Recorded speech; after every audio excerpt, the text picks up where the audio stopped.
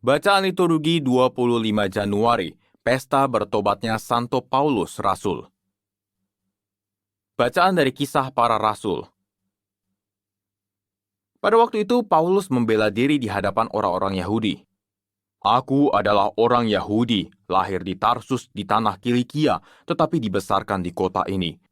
Aku dididik dengan teliti di bawah pimpinan Gamaliel dalam hukum nenek moyang kita, sehingga aku menjadi seorang yang giat bekerja bagi Allah, sama seperti kamu semua pada waktu ini. Aku telah menganiaya pengikut-pengikut jalan Tuhan sampai mereka mati. Laki-laki dan perempuan kutangkap dan kuserahkan ke dalam penjara. Tentang hal itu, baik Imam Agung maupun Majelis Tua-tua dapat memberi kesaksian.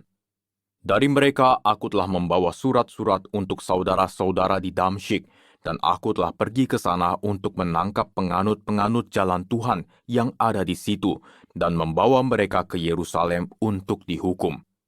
Tetapi dalam perjalananku ke sana, ketika aku sudah dekat Damsyik, yaitu waktu tengah hari, tiba-tiba memancarlah dari langit cahaya yang menyilaukan mengelilingi aku.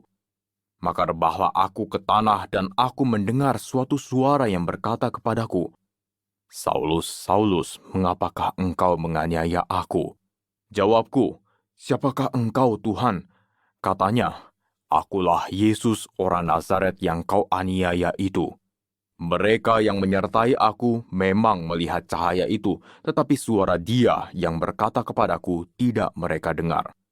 Maka kataku, "Tuhan, apakah yang harus kuperbuat?"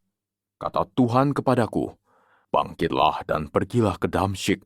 Di sana akan diberitahukan kepadamu segala sesuatu yang ditugaskan kepadamu."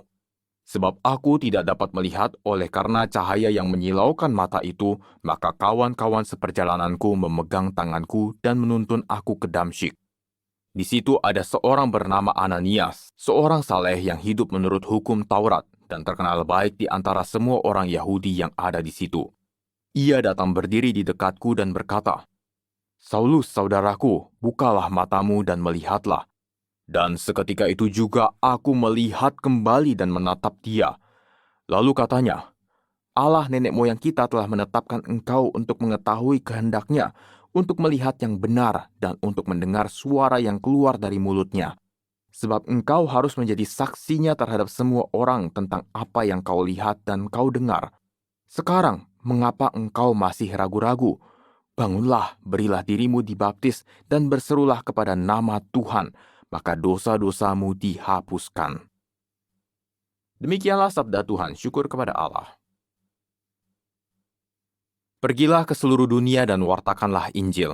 Pergilah ke seluruh dunia dan wartakanlah Injil. Pujilah Tuhan, hai segala bangsa, megahkanlah Dia, hai segala suku bangsa.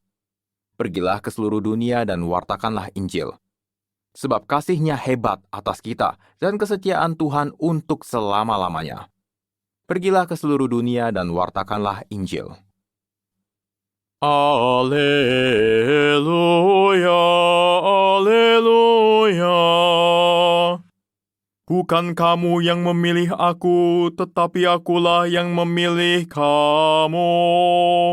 Aku telah menetapkan kamu, supaya kamu pergi dan menghasilkan buah, dan buahmu itu tetap. Alleluia, alleluia. Inilah Injil suci menurut Markus, dimuliakanlah Tuhan. Sekali peristiwa, Yesus yang bangkit dari antara orang mati menampakkan diri kepada ke-11 murid dan berkata kepada mereka, "Pergilah ke seluruh dunia, beritakanlah Injil kepada segala makhluk. Siapa yang percaya dan dibaptis akan diselamatkan, tetapi siapa yang tidak percaya akan dihukum. Tanda-tanda ini akan menyertai orang-orang yang percaya. Mereka akan mengusir setan-setan demi namaku. Mereka akan berbicara dalam bahasa-bahasa yang baru bagi mereka. Mereka akan memegang ular, dan sekalipun minum racun maut, mereka tidak akan mendapat celaka. Mereka akan meletakkan tangannya atas orang sakit, dan orang itu akan sembuh." Demikianlah sabda Tuhan, terpujilah Kristus.